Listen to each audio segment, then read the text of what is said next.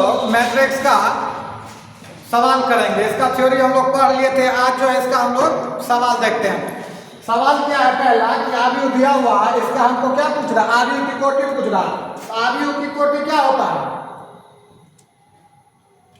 आव्यूह की कोटि होता है पंक्ति की संख्या गुना स्तंभ की संख्या होता है।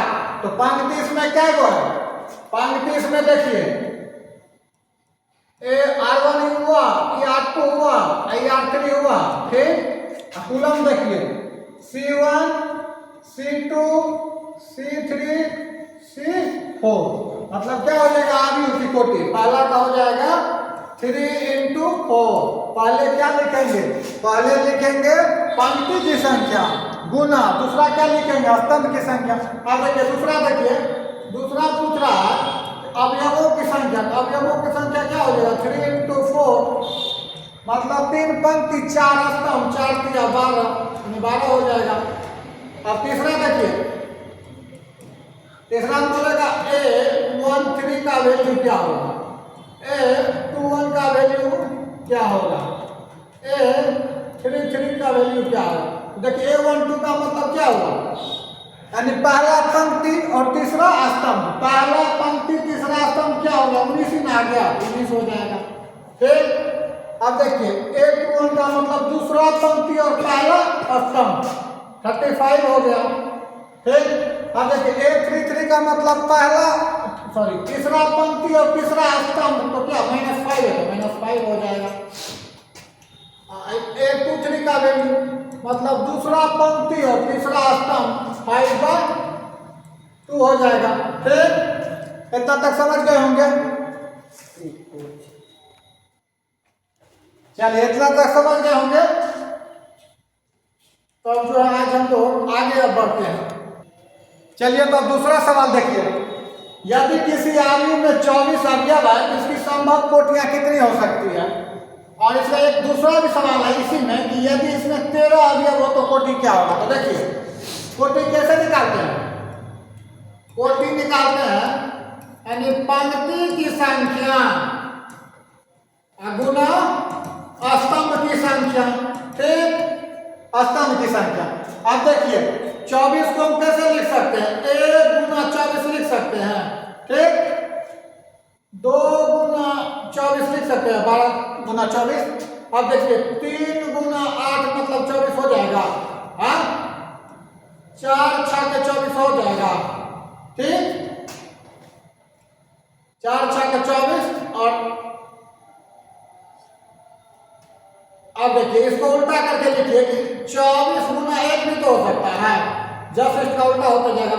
12 गुना 2 भी तो हो सकता है, 8 गुना 3 भी तो हो सकता है, और 6 गुना 4 भी तो हो सकता है। टोटल मिला के क्या हुआ? टोटल मिला के 1 2 3 4 8 का हुआ। यानी संभव कोटियां क्या हो जाएगा? संभव कोटियां क्या हो जाएगा? 8 को होगा। आप देखिए 1 गुना 24 का मतलब हुआ कि एक पंक्ति रहेगा और 24 क्या रहेगा? स्तंभ रहेगा। और 24 गुना 1 का मतलब हुआ कि 24 को क्या रहेगा? पंक्ति रहेगा और 1 स्तंभ रहेगा। 2 गुना 12 लिखे मतलब 2 को पंक्ति, 2 को पंक्ति और 12 को स्तंभ। अब 12 गुना 2 का मतलब 12 को क्या रहेगा? पंक्ति रहेगा, 2 को स्तंभ रहेगा। इसी तरह 24 जो अवयव रहेगा इसका क्या संभव कोटियां होगा? इस मैट्रिक को हम 8 तरीके से लिख सकते हैं, ठीक? आप देखिए उसमें दिया हुआ कि 13 हो तो 13 को 1 गुना 13 लिख सकते हैं, या 13 गुना 1। इसका क्या हो जाएगा? इसका संभव कोटि 2 को संभव कोटि होगा। 2 संभव कोटि यानी 1 स्तंभ होगा तो 13 पंक्ति होगा, और 13 पंक्ति होगा तो 1 स्तंभ होगा। इसको इसी तरह से लिख सकते हैं। अब देखिए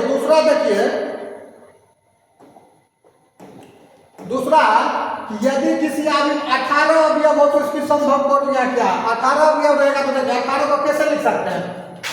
18 को लिख सकते हैं 1 गुना 18, या 2 गुना 9 दूनी 18 लिख सकते हैं, या 3 गुना 6 लिख सकते हैं, हाँ?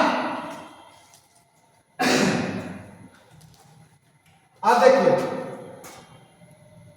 या 18 गुना 1 लिख सकते हैं, या 9 गुना 2 लिख सकते हैं, या 6 गुना 3 भी तो लिख सकते हैं, और भी होगा। यानी इसका संभव कोटि क्या हो जाएगा? संभव कोटि क्या होगा? सॉरी, 6 संभव कोटि क्या हो जाएगा? 6 हो जाएगा संभव कोटि। ठीक,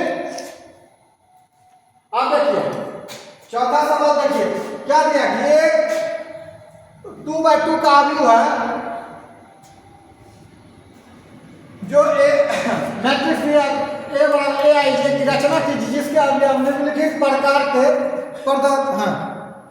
देखिए दिया हुआ है, अब हमको 2/2 का करना है। ठीक, यानी 2/2 का तो A11 A12 A21 और A22, यानी यही ना है 2/2 का कोटि। अब क्या हुआ, हमको इसकी रचना करना है। तो ठीक, पहला देखिए, पहला क्या हुआ, ए आई जे बराबर आई प्लस जे का क्या है, होल स्क्वायर अपॉन 2। ठीक, अब इसमें देखिए हम पहला का मान निकालेंगे। मान लीजिए A11 का, A1 आई के जगह क्या 1 और जे के जगह 1, तो 1 + 1 का स्क्वायर बटा 2, 2 का स्क्वायर कितना 4/2 बराबर 2 हो जाएगा। यानी A11 का वैल्यू क्या है 2 है। अब देखिए A12 का वैल्यू क्या आएगा, तो आई के जगह 1 और जे के जगह 2 का स्क्वायर बटा 2, और 2 है मतलब 3 का स्क्वायर 9, 9/2 आया, 9/2 लिख दिए। ठीक, अब देखिए A21 का वैल्यू क्या आ जाएगा, तो 2 + 1 का स्क्वायर बटा 2 मतलब 9/2 इसका वैल्यू आ गया। और एक वैल्यू है A22 का वैल्यु, A22 का क्या हो जाएगा, यानी 2 + 2 बटा 2 का होल स्क्वायर है ना, 2 2 4 का स्क्वायर 16/2 बराबर 8। अब देखिए सभी का वैल्यू आ गया, A11 का, A12 का, A21 का, A22 का रख दीजिए, तो क्या आया A11 का क्या आया 2। ठीक, A12 का क्या आया तो 9/2, और A21 का वैल्यू क्या आया तो 9/2, और A22 का क्या आया 8 आया, 8 रख दीजिए। यानी ये जो रचना की है 2/2 का, यही मैट्रिक्स आएगा, इसका रचना किए। जो भी वैल्यू दिया रहेगा ये वाला जो फॉर्मूला पुट करते जाएंगे उसका वैल्यू आते जाएगा और एक जगह रख देंगे। ठीक, समझ गए होंगे। चलिए अब इसका दूसरा देखते हैं।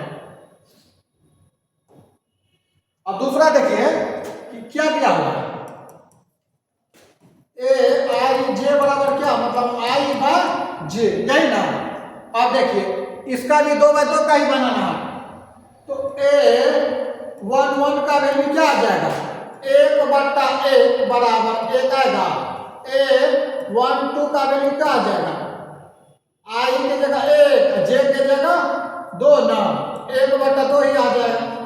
A21 का वैल्यू क्या आ जाएगा 2/1 बराबर 2, और A22 का वैल्यू क्या आ जाएगा 2/2 बराबर 1 आ गया। यानी चारों वैल्यू आ गया। अब यहाँ रखिए A11 क्या आया 1 आया, A12 क्या आया 1/2 आया, और A21 क्या आया 2 आया, और A22 क्या आया है 1 आया। यानी ये 2/2 का बन गया, हो गया। इसी तरह अब तीसरा जो सवाल है आप लोग अपने से कीजिएगा, कॉपी कलम निकालिए और इसको एक बार अपने से प्रैक्टिस कीजिए, बनेगा। जितना बता दिए उससे आसानी से आप लोग बना सकते हैं। अब देखिए अब एक पांचवा सवाल आप लोग को बताते हैं क्या दिया हुआ है। अब इसको जो है 3/4 की आयु की रचना कीजिए जिसके अंदर क्या हो निम्नलिखित प्रकार से प्राप्त Aij बराबर mod 3i + j दिया हुआ। एक चीज याद रखिएगा, मोड ऐसा मशीन है जिसको कुछ भी डालेंगे वो हर हमेशा पॉजिटिव ही देगा, समझे। ऐसा मशीन है निगेटिव वैल्यू देता ही नहीं, हर हमेशा पॉजिटिव वैल्यू ही देता। तो देखिए 3/4 की ना,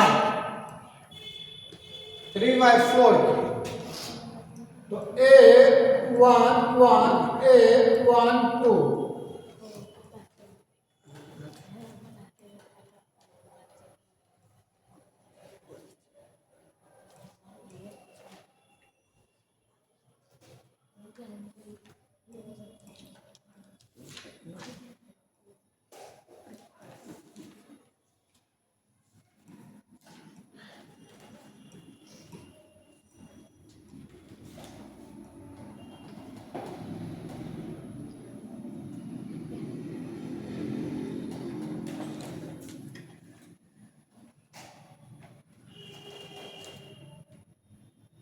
अब देखिए 3 पंक्ति है और 4 स्तंभ है, ठीक। अब इसको हम इसके वैल्यू पे रखेंगे तो देखिए A11 का वैल्यू हमको निकालना है, तो क्या लिखेंगे 1/2 mod -3i + j, ठीक। तो देखिए 1/2 लिखेंगे -3 i का वैल्यू क्या 1 प्लस j का वैल्यू 1, ठीक। तो 1/2 और -3 तो -3 + 1 क्या हो जाएगा 1/2 -3 + 1 क्या -2, -2 मोड में देगा तो +2 यानी 2 से गुना, ये 2 खत्म हो गया तो वैल्यू क्या आया 1 आया, ठीक। 1 आया। अब देखिए A12 का वैल्यू निकालेंगे तो 1/2 अब -3 i के जगह क्या 1, j के जगह क्या 2, ठीक। तो 1/2 -3 + 2 मतलब क्या 1/2 और -1 और बोर्ड में है तो +1 में देगा तो इसका वैल्यू क्या आएगा 1/2 आएगा, ठीक। अब देखिए 1/2 आएगा। अब मान लीजिए A13 का वैल्यू निकालना है, A13 का ये वाला पे रखिए तो क्या हो जाएगा 1/2 -3 i की जगह 1 j की जगह क्या 3, 1/2 अब -3 +3 क्या आ जाएगा खत्म हो जाएगा 0 और 0 का मोड क्या हो जाएगा 0 का मोड क्या हो जाएगा 0 ही होगा ना,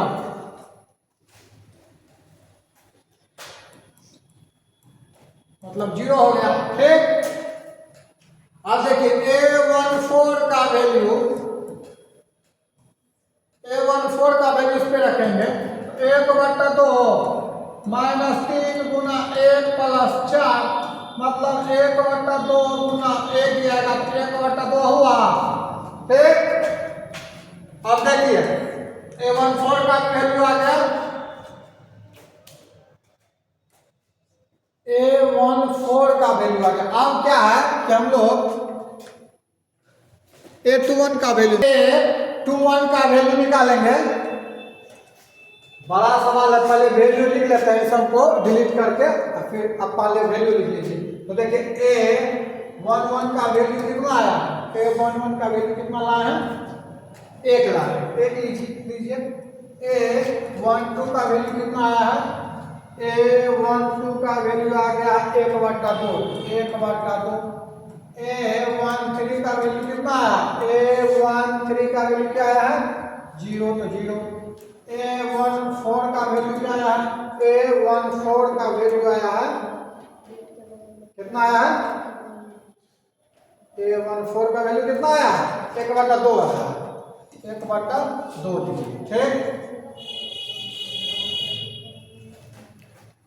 ये जो सवाल है उसी तरह से सब कैलकुलेटिव है और ये बोर्ड की क्षमता के अनुसार अब ये मिटा जाएगी। तो थोड़ा सा यहाँ पे टेक्निकल प्रॉब्लम है, आप लोग क्या कीजिएगा कि उस तरह से इसका वैल्यू उसी तरह रखते जाना है, जो भी वैल्यू आएगा यहाँ पे अलग की जगह रख देंगे उसी तरह आराम से बना लेंगे। चलिए अब जो है हम लोग आगे वाला सवाल देख लेते हैं। उसी प्रकार से इसमें कुछ जान के कुछ नहीं करना, थोड़ा सा क्या है उसको आगे करते जाना। अब देखिए निम्नलिखित समीकरणों के x और y तथा z के मान ज्ञात करिए। एक आप लोग को इक्वल मैट्रिक्स बताए होंगे यानी समान मैट्रिक्स। तो देखिए इक्वल मैट्रिक्स में क्या बोलते थे, समान, यानी ये अब जब इसके बराबर हो जाएगा, ये अब जब इसके बराबर, ये इसके बराबर और ये इसके बराबर। अब पहला में आप लोग को पूछे x का z का वैल्यू, x का वैल्यू क्या हो जाएगा, x का तो डायरेक्ट एक है, x का वैल्यू 1 हो जाएगा। y का वैल्यू क्या हो जाएगा, y का वैल्यू देखिए 4 हो जाएगा तो 4 लिखिए। और z का वैल्यू क्या हो जाएगा, z का वैल्यू 3 तो 3, यानी x का वैल्यू 1, y का वैल्यू 4 और z का वैल्यू 3। ठीक। अब देखिए दूसरा में, देखिए दूसरा में आपको पूछे x y z का, तो क्या करना है, x प्लस y किसके बराबर, 6 के बराबर। तो लिखेंगे x प्लस y बराबर 6 के बराबर। ठीक। और देखिए 5 प्लस z किसके बराबर, 5 प्लस z जो है 5 के बराबर। तो z बराबर 5 माइनस 5, यानी z का वैल्यू क्या आ जाएगा, 0 आ जाएगा। ठीक। और x y दिया है कितना, 8 ना, तो y बराबर क्या हो जाएगा, 8 अपॉन x हो जाएगी। अब यहाँ पे रखिए तो x प्लस 8 बटा x बराबर क्या हो जाएगा, 6। तो x स्क्वायर प्लस 8 बराबर क्या हो जाएगा, 6x। ठीक। अब देखिए x स्क्वायर इधर लाएंगे तो माइनस 6x प्लस 8 बराबर 0 होगा। इसको तोड़ दीजिए, 4 दुनिया 4 को 6, यानी x square minus 4x minus 2x plus 8 बराबर 0 आ जाएगी। x लेंगे तो x माइनस 4 और माइनस 2 तो x माइनस 4 बराबर 0, यानी x का वैल्यू एगो प्लस में 2 आएगा और एगो प्लस में 4, यानी वैल्यू क्या क्या आ गया, 2 आया। तो यानी वैल्यू अब देखिए x का वैल्यू यहाँ आ गया। अब देखिए जब x का वैल्यू लेंगे 2, अगर x का वैल्यू 2 लिए तो y का वैल्यू क्या आ जाएगा, y का वैल्यू यहाँ 2 रखेंगे तो 4 आ जाएगी। और z का वैल्यू तो यही है 0, आपको ये नहीं दिया होगा।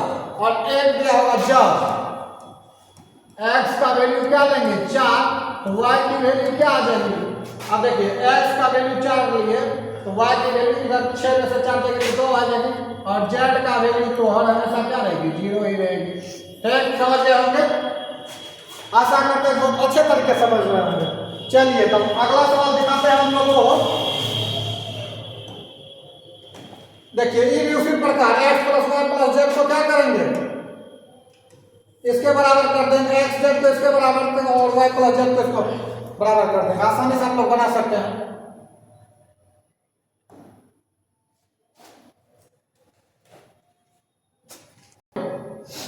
सातवां सवाल क्या बोल रहा है, दिया हुआ और ABCD का वैल्यू हमसे पूछ रहा है।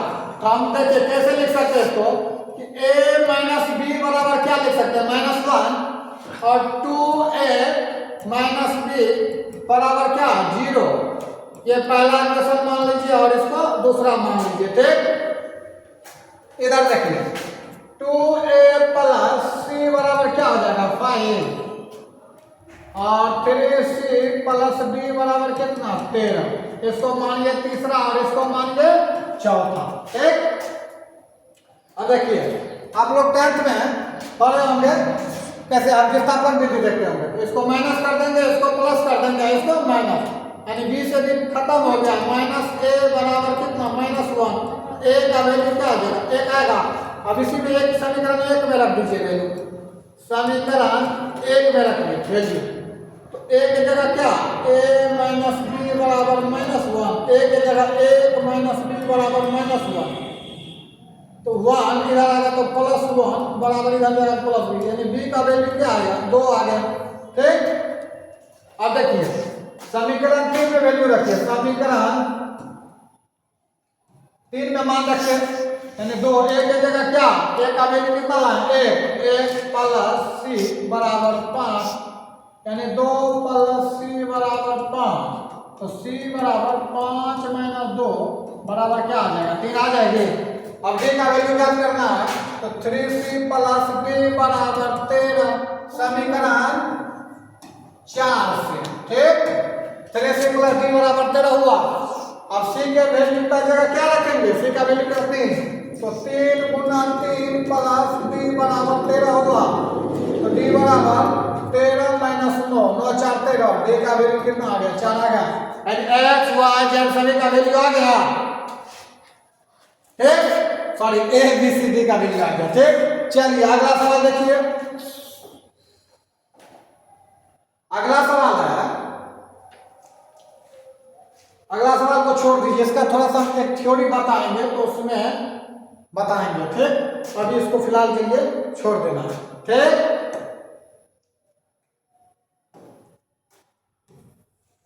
अब देखिए एक्स वाई के प्रतिदिन मानों के लिए आयु के निम्नलिखित योग समान है, ठीक। अब इसका वैल्यू हमको क्या करना है, सभी का वैल्यू ज्ञात करेंगे। तो देखिए 3x प्लस जेड बराबर क्या हो जाएगा, 0, और एक हो जाएगा y माइनस 2 बराबर 5। तो y का वैल्यू क्या आ जाएगा, 5 प्लस 2, यानी y का वैल्यू 7 आ जाएगी, ठीक। अब देखिए और x का वैल्यू क्या आ जाएगा, -7/3, ठीक। अब देखिए y प्लस 1, यानी y प्लस 1 किसके बराबर, 8 के बराबर ना, 8 के बराबर। तो y का वैल्यू 8 माइनस 1, यानी y का वैल्यू कितना, 7 आया। 2 माइनस 3x बराबर 4, तो 2 माइनस 4 बराबर क्या, -3x, यानी -2 बराबर क्या, -3x। तो माइनस से माइनस खत्म, x बराबर क्या, 2/3 ना। अभी बताइए x का वैल्यू एक जगह एक मैट्रिक्स में दो बार कैसे आ सकता है, मतलब अलग अलग वैल्यू कैसे आ सकता है। अगर मान लीजिए आप एक आदमी है, तो आप मान लीजिए अभी कहीं दूसरे जगह, मान लीजिए आप पटना में, तो आपको गांव में खोजेंगे तो मिल जाएगा, नहीं मिलिएगा। यानी एक मैट्रिक्स में एक ही वैल्यू होना चाहिए, अलग अलग वैल्यू आ गया। इसलिए देखिए x का वैल्यू क्या दिया, -1/3 y बराबर 7, ज्ञात करना संभव नहीं। तो इसमें क्या मानना है, इसमें ये मानना है कि ज्ञात करना संभव नहीं है, समझे। अब अगला सवाल देखिए।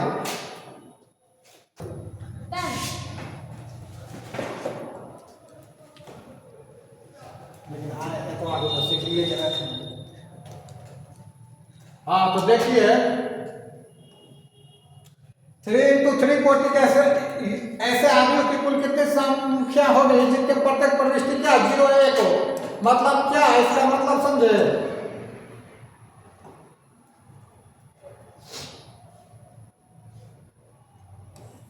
बोल रहा है कि प्रविष्टि क्या 0 1 हो, मतलब क्या 3/3 का ना 0 हो जाता 1 हो, 0 हो जाता 1 हो, 0 हो जाता 1 हो, 0 हो जाता 1 हो। इसी तरह